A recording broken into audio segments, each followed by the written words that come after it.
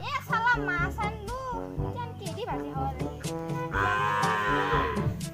যাইদা পুরো ব্যবস্থা করব বাড়ি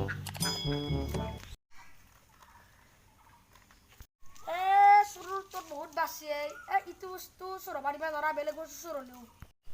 ওই তুই মিঠে গেল রে রাত কিবা এটা ব্যবস্থা করবেই লাগবো যাও